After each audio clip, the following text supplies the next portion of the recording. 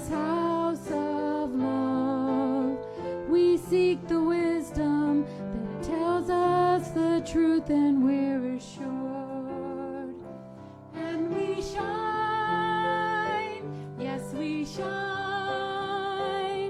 as bright as the stars above. We shine, yes, we shine, we shine in this house of love.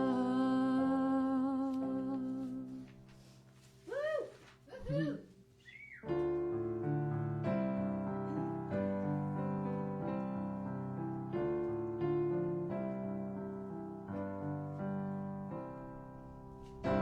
Everywhere I am is holy ground, for I walk in God. Everywhere I am is holy ground, for the power and the presence of pure spirit makes my path gentle and easy. Gentle, easy, gentle, easy. Everywhere I am is holy ground, and I dance in joy. Everywhere I am is holy ground, for the power and the presence of pure spirit makes my path gentle and easy. Gentle, easy, gentle, easy.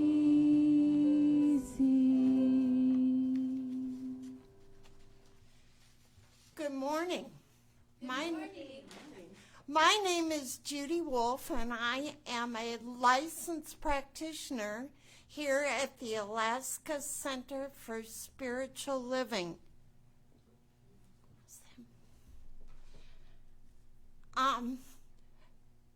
Today, we step into the flow. Oh, am I not on? We step into the flow and take a breath of oneness, realizing how grateful, how thankful we are for this day.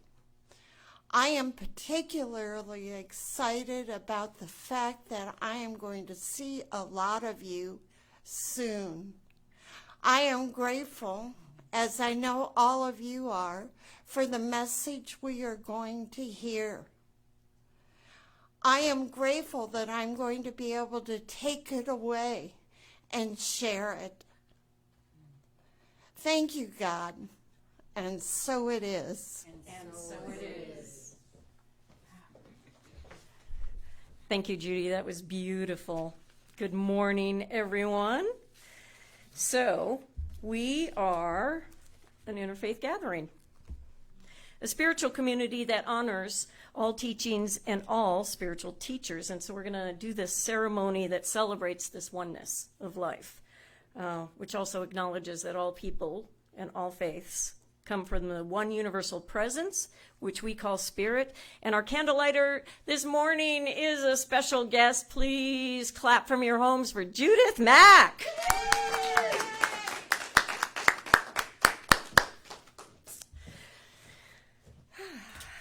And so, let us begin. The Tao, honoring the universal path of harmony and equilibrium, the natural way. Shamanic traditions, honoring the beliefs and practices of all indigenous peoples, the way of pristine spirituality. Hinduism, which is honoring the path of knowledge, action, and devotion. Judaism, honoring the ethical path of living by sacred law. Buddhism, which is honoring the Four Noble Truths and the path of compassion. Christianity, which is honoring the Christ consciousness as the path of love. Islam, which honoring the path of submission to the will of God as the highest calling. My favorite, New Thought, honoring the metaphysical path of mental healing through the practice of universal spiritual principles. And of course, our last candle is the healing candle of love, and we invite you in the stillness of your own mind to bring to awareness the names of anyone that you wish to be included in this healing flame of love and of light.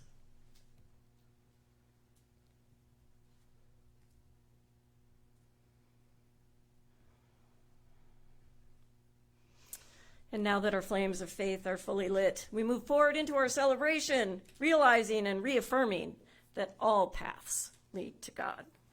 Thank you, Judith.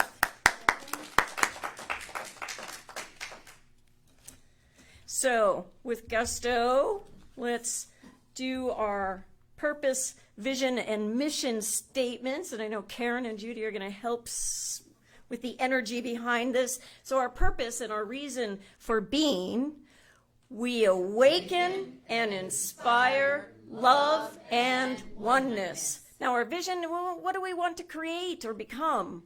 We are an empowered, uplifting, inclusive community. And our mission, how are we going to do this?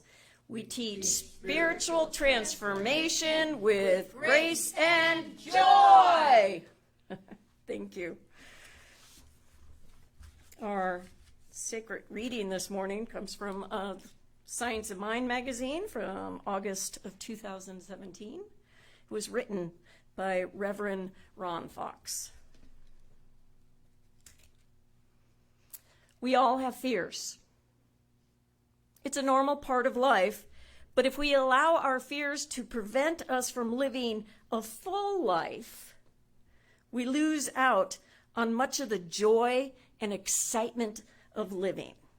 Now, Howard Falco, in his book, I Am, writes, "Your story will be your story until it was your story." When we learn to move beyond fear, we can change our story from one of limitation to one of expansive and creative living. We are the authors, so we get to decide when a rewrite is necessary. Now, Nelson Mandela wrote, "I learned that courage was not the absence of fear,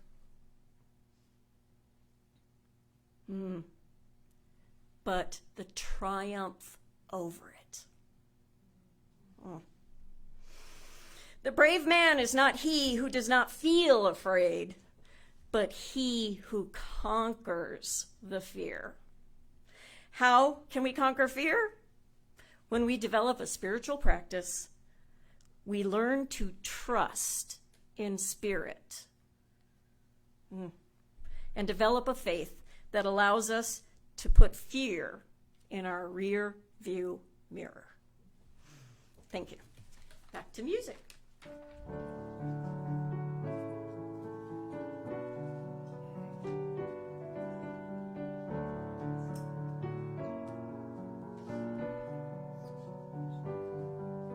My soul sings out to you, my love.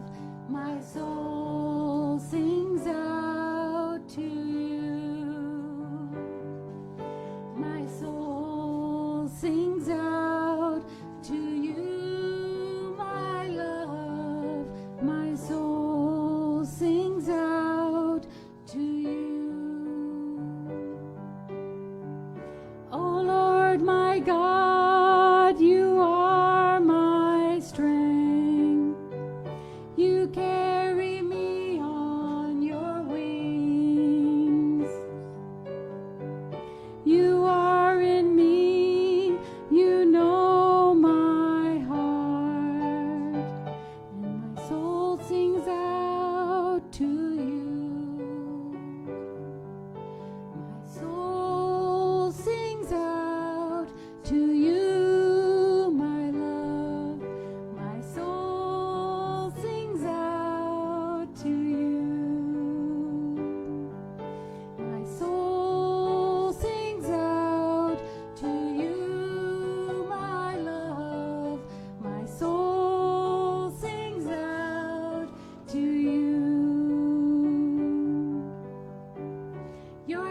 constant blessings flow to me like a mighty river to my heart. You are my life, you set me free, and I will love you forever and ever and ever and ever, forever and ever and ever and ever. My soul sings out to you, my love. My soul sings out to you. My soul sings out to you, my love. My soul sings out to you.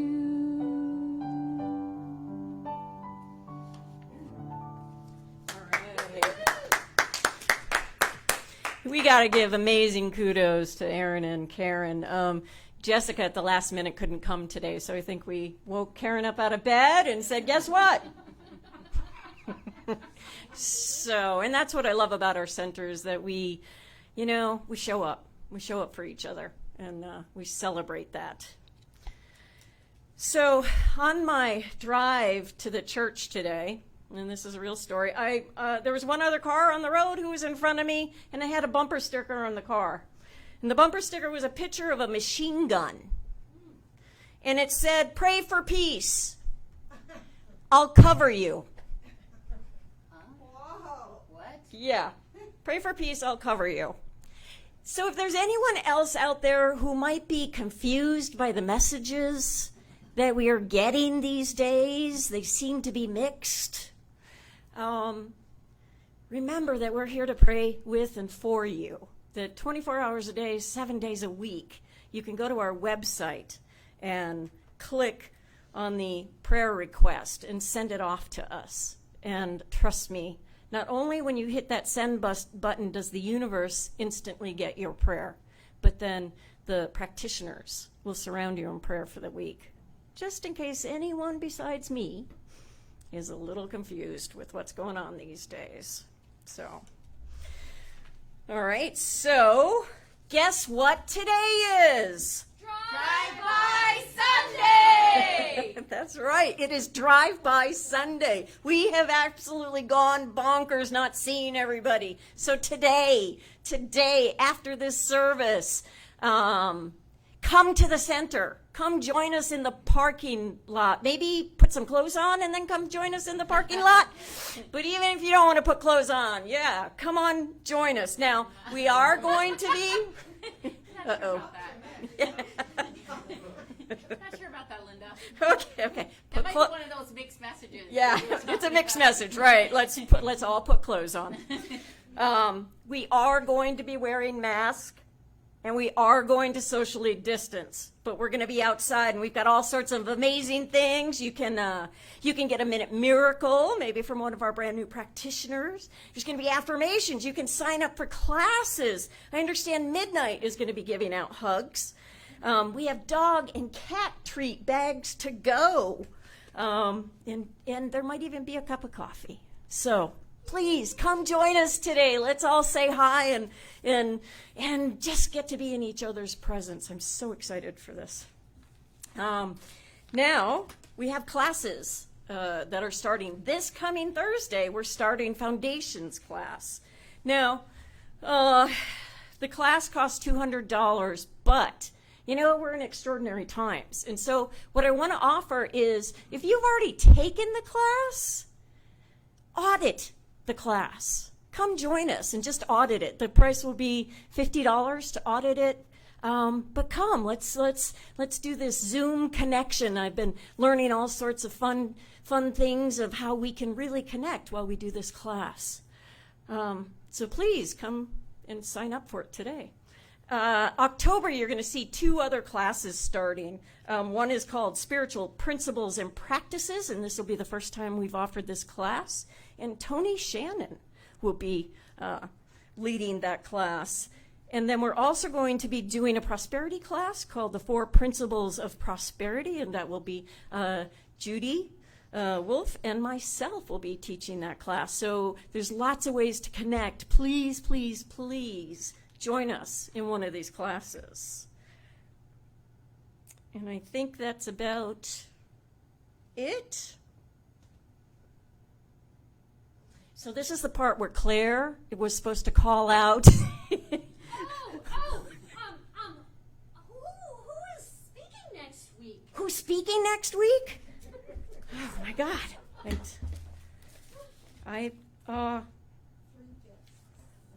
Is this right, Rev? It says that we have a very special guest next week. Apparently, the universe is coming to talk about prayer, the do's and don'ts. The universe is coming? Yeah. Awesome. Tune in next week. And now, back to amazing music. Sing along from home.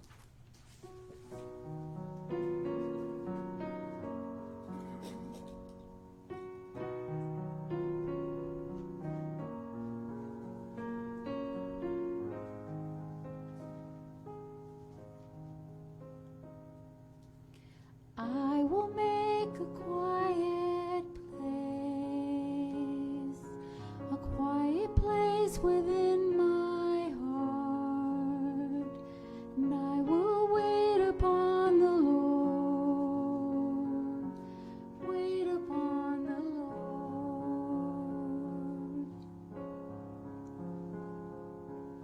I will make a quiet place within my mind, and I will wait upon the Lord, wait upon the Lord.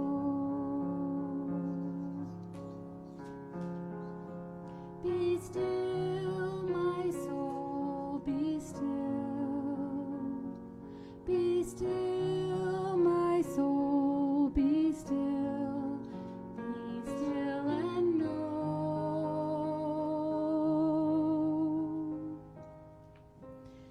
I will make a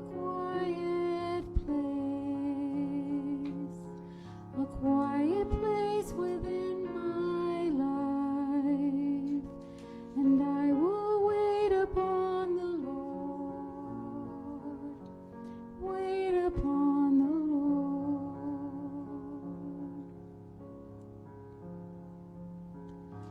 I will make a quiet place. I will make a quiet place.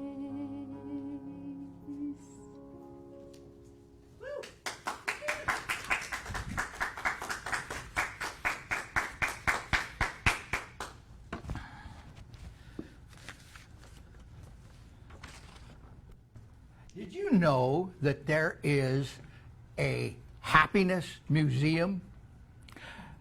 The world's first museum dedicated explicitly to that warm, glowing, and sometimes alien feeling opened this summer in Copenhagen. It's the creation of the Happiness Research Institute, which is a think tank that studies happiness and encourages global leaders to adopt policies with well-being in mind. Visitors get to view artifacts of joy from around the world, learn more about the historical perception of happiness, and leave notes detailing their own source of happiness. They may also come across a few experiments, like a wallet full of money deliberately placed on the ground. Trust, the museum's creators explain, is key contributor to happiness levels. So far, the museum says the wallet has been returned totally intact every single time.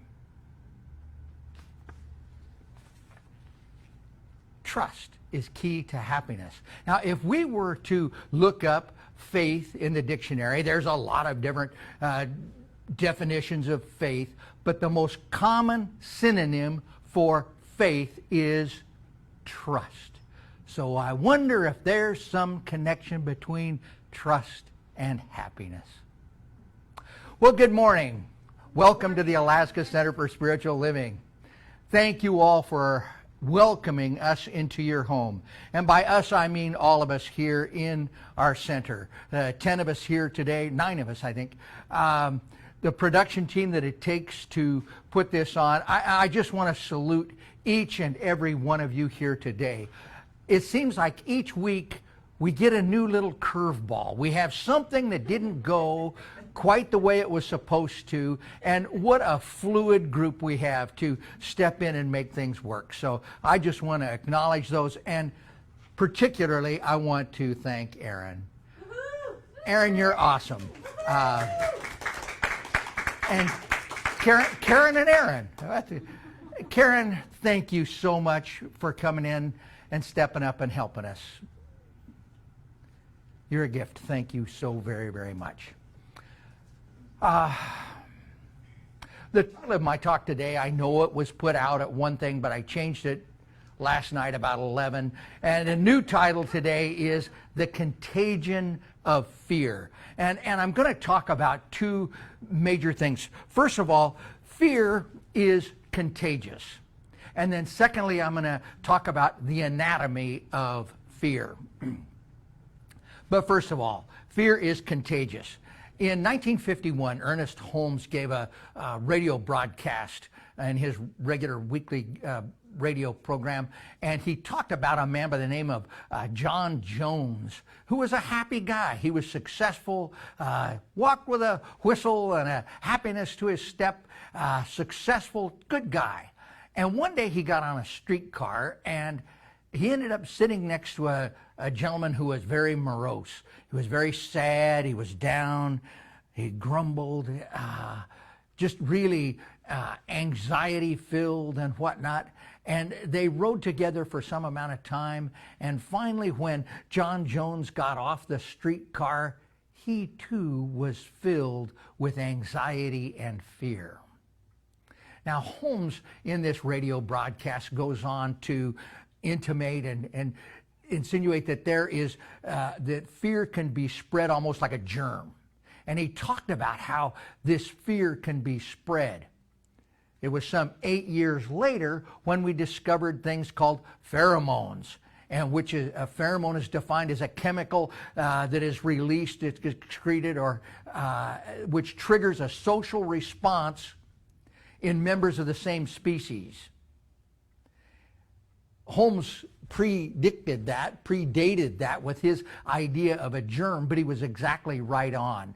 And these things occur so often. One of the things that I noticed, and my granddaughter watches these, teeny bopper TV shows, they all have this canned laughter. And why do they have this canned laughter? Well, you hear that canned laughter enough times, and you kind of start chuckling along with it. In this class, Linda made reference that she and I had taken this class. One day in class, and this is a technique that was really effective, the instructor got up and she had everybody yawn. Well, I didn't feel like yawning. I wasn't tired. I didn't feel like yawning. And she said, do it anyway. Just fake it. Get up and fake a yawn.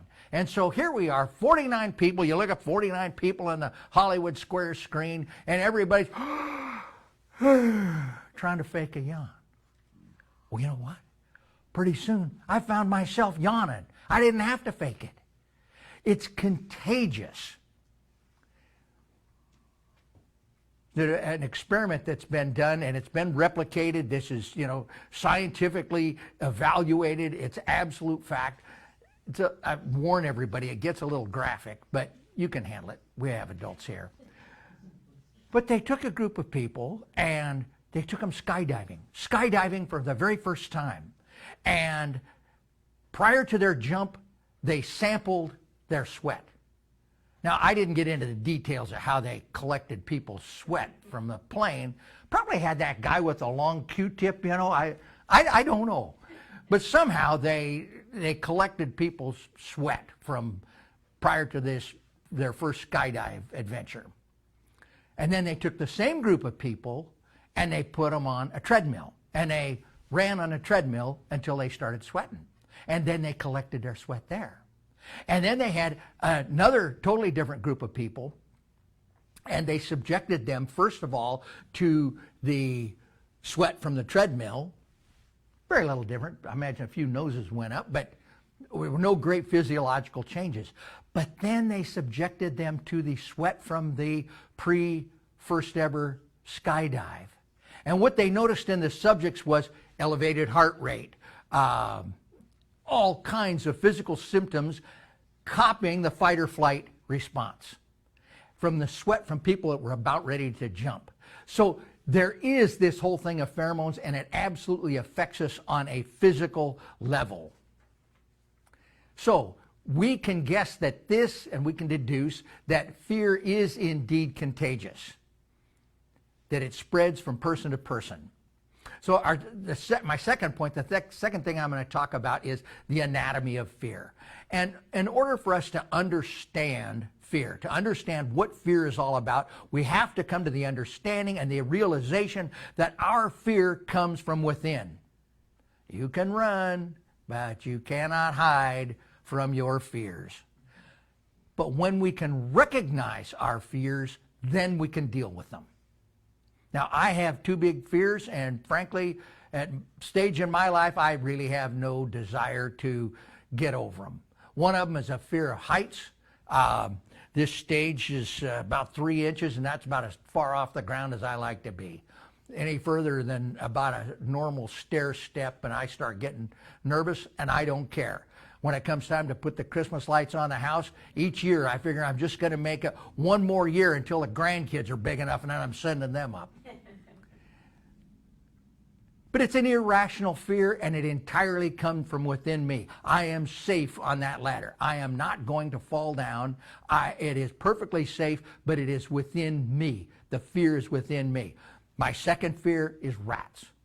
I know where it came from. I was a little boy. My cousin, who is a year or two older, told stories and just scared me, and to this day, I'm afraid of rats.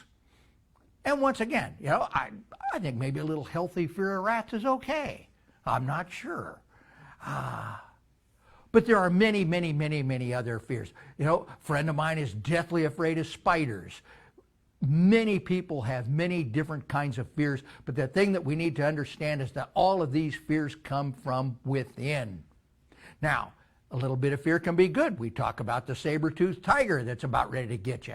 If you get that saber-toothed tiger, you get that fear. And those pheromones kick in, and it lets the rest of your tribe know that the saber-toothed tiger is about ready to get you. How are we on time? We're okay. I'll digress, and it reminds me of a story. Years ago, my old friend Dirk and I were fishing. We were down in Kodiak, and we were headed back to this camp we had made, and the river had a big sharp bend in it, and as we were working our way upstream, we came around this sharp bend, and oh my, right in front of us was this enormous brown bear. And that thing saw us the same time we saw it, and he was no more than 2 rod lengths away. That thing was less than 20 feet away, and it stood up on its back feet. Oh my, it was huge. And we stood there, and Dirk, how he ever did it, I'll never know. He was so calm, cool, collected. He said, "Oh, Mr. Bear, just Dirk and Don coming through. No problems, no problems. You got the right of way, Mr. Bear. You can come on through. You come." And we backed up, and that bear went right on by. And afterwards, I said, "Dirk, that was incredible." I said, "How in the world did you have the courage? You weren't afraid at all. There was no fear there at all. How did you do that?" And he said, "Well, it was easy, Don." He says, "I realized I didn't have to outrun the bear. All I had to do was outrun you." And so we realize that fear is something that comes from within us. It's often said, and it can be looked at, as that all fear is attached to a concern of death or loss. And it can be any kind of a loss. It can be loss of a lifestyle. It could be loss of the place where you live. You may have to move to follow your job. It could be loss of the job itself. It can be the loss of anything that we cherish. And it can also be the loss of control. Came across a story from Hillary Ribbons. She's the managing editor of Guidepost magazine. And she had written a piece, and it wasn't the story that this was about. She was laying a foundation for the other stories that were in the magazine that month. But she said something in there that really touched me. The situation was this, is that her grandma had dementia. And she had gotten to that place in the progression of the disease where she became combative. And grandma needed to be put in a care facility that could handle her, that could deal with the condition that she was going through. But it put her mom and Hillary in a really difficult position because grandma had always taken care of them. Grandma had always been there for them when they needed help of any kind. And so it was hard for them to move grandma into this care facility. And then not long after they moved grandma into the care facility, COVID hit and they couldn't visit anymore. And grandma was confused why they didn't come to see her, and she didn't understand the technology. And it was really a stressful time. But Hillary noticed one day, it seemed as if her mom had a calmness to her, a peace, an acceptance of the situation. And so she talked to her mom and she asked her, she says, how are you handling this so well? What are you doing? And this is what Mom said. When our illusion of being in control is shattered, God meets us where we are, often with miracles.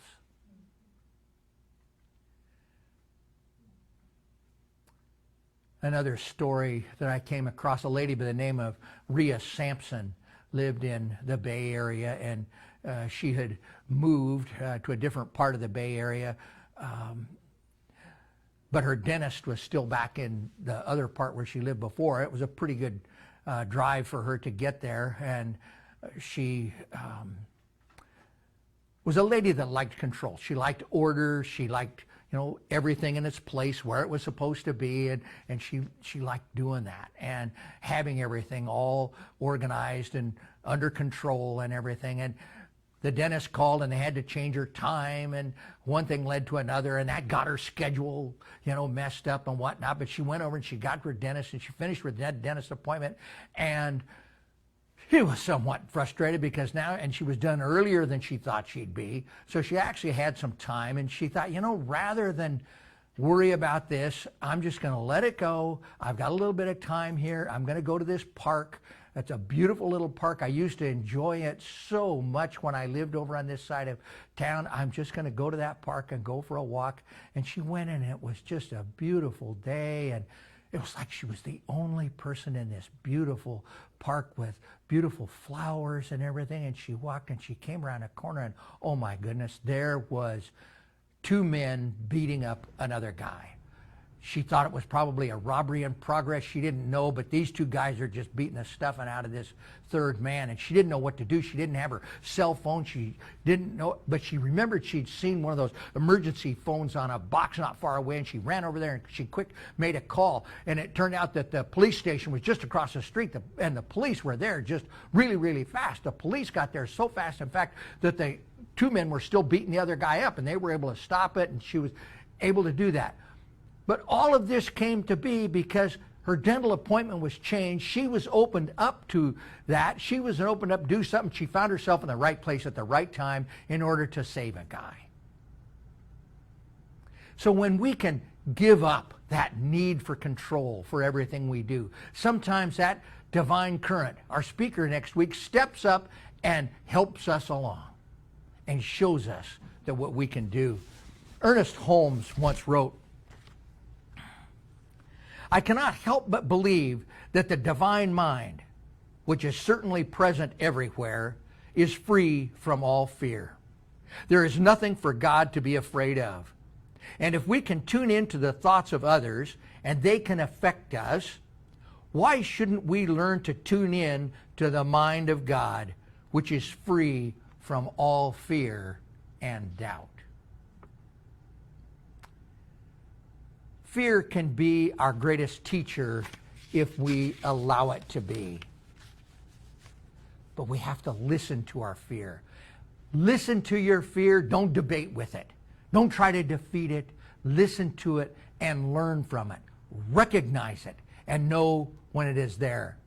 Ernest Holmes also said, when prayer removes distrust and doubt and enters the field of certainty, it becomes faith.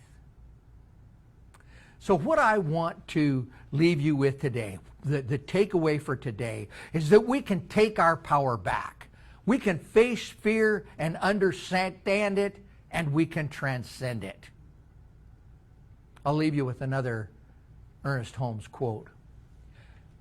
I live in the faith that there is a presence and a power greater than I am, that nurtures and supports me in ways I could not even imagine. It is that faith, it is that trust of the Happiness Museum. And so it is with that faith, with that trust, that I invite my colleagues, the practitioners, whether here in the room or and at home in front of your computer, on your phone, to join me in knowing the absolute truth for each and every congregant. Knowing the absolute truth for our city and our state, our nation, and our entire globe. Yes, the fires are real. Yes, there is reason to be afraid of fires, but we know that there is a greater truth. And we know that we can take action. And we know that beyond the effect of fire, there is peace. We know that yes, there's illness. Yes, cancer exists. But we also know that within each and every one of us is a blueprint that is perfect. And that is the perfection that we embrace. The cool waters,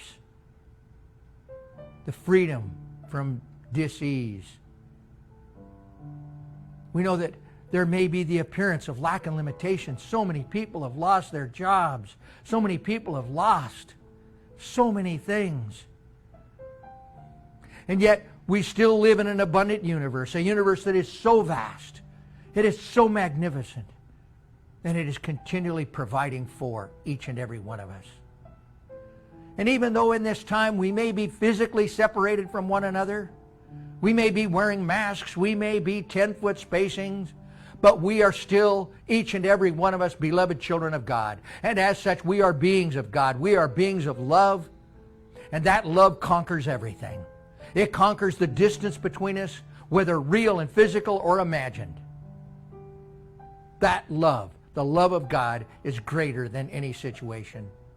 And so now we can just give thanks. We can step back and we can allow that divine current to carry us and to help us through all of the things that we face. Because we have this magnificent power that's greater than we are, that nurtures and supports us in ways we can't even imagine. And we are so grateful. And so we just give thanks.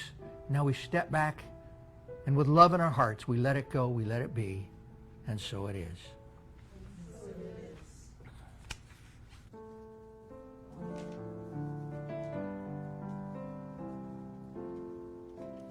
We are held in the hands of grace, forever safe in the arms of love.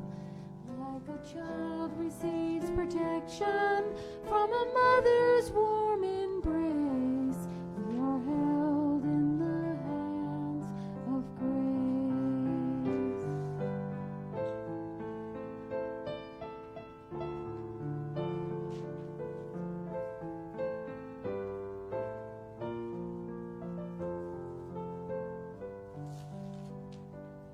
You are held in the hands of grace, forever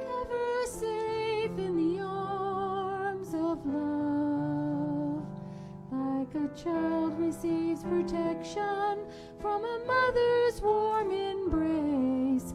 You are held in the hands of grace.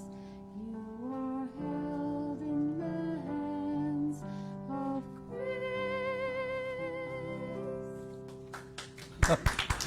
Thank you. That was beautiful. Thank you, Karen. This is the time in the service where, oh boy, we are afforded the opportunity to participate in the law of circulation. Whoa. With the Judy dance. But I would like to say hello to some of the people that are out there. Jacqueline, Beverly, Churchill, Tiffany. Tiffany's on from the road trip. I know. That's amazing. Joan Heidel, Tanya, Heather Eldred, Phyllis Rhodes. There's some people that I don't know. Barbara Taylor, Ann Tompkins, Jessica is watching us, even though she isn't here to sing with us. Jean Karwowski, Don Macon, who we're hoping is going to join us on in our choir.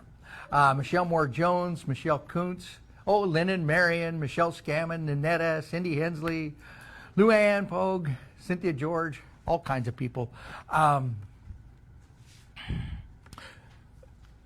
Before we do our affirmation, I realized that the pandemic has had a tremendous impact on so many people, economically and every other way, and so many people have lost their jobs. It's really difficult out there. How difficult is it? Well, I don't know, but I understand that in Las Vegas, it is particularly difficult in Las Vegas. It is so bad in Las Vegas. I heard of a gentleman that was driving down the road, and he went by a strip club, and the girls were all out front, and behind them was a sign that said, "Sorry, we're clothed." I thought if Linda could get away with it, I could too.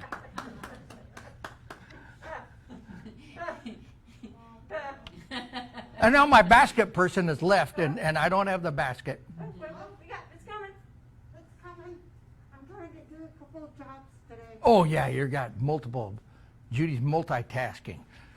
Okay, let's put this in. Oh, no, yeah, put that in. And I get a card back out. Now we do our...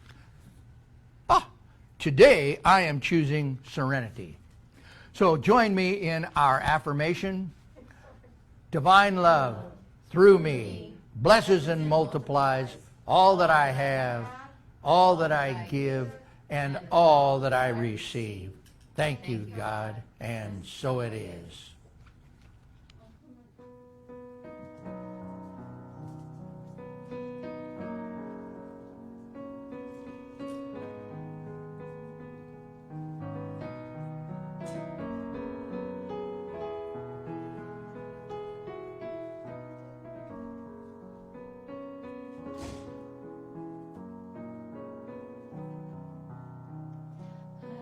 So blessed, I am so blessed, I am so grateful for all that I have.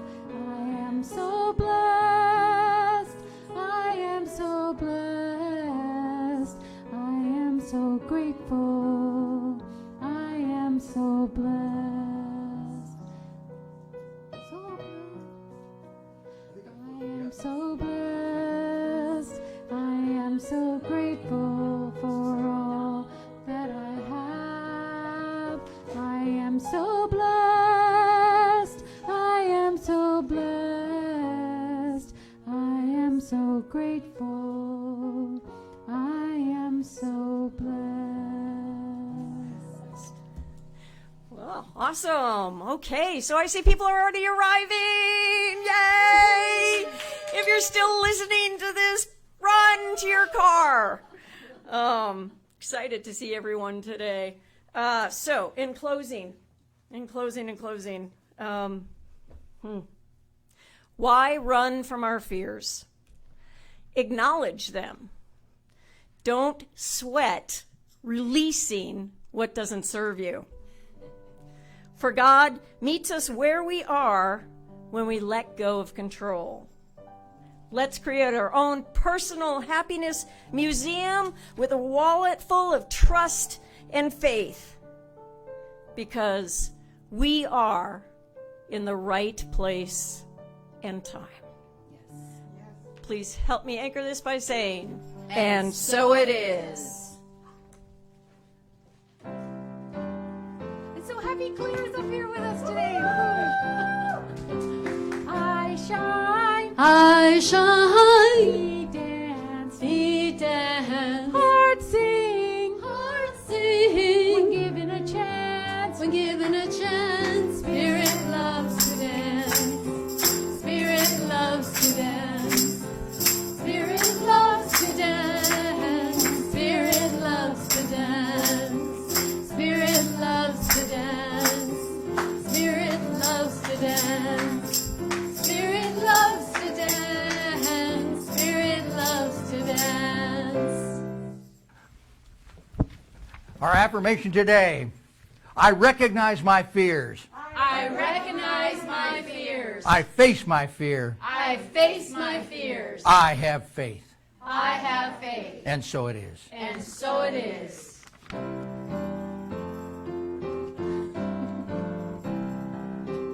I shine. I shine. We dance. We dance. Heart sing. Heart sing. When given a chance. When given a chance, Spirit loves to dance. Spirit loves to dance. Spirit loves to dance. Spirit loves to dance. Spirit loves to dance. Spirit loves to dance. Spirit loves to dance. Spirit loves to dance. Amen. Amen. Amen. Amen. Amen. Amen.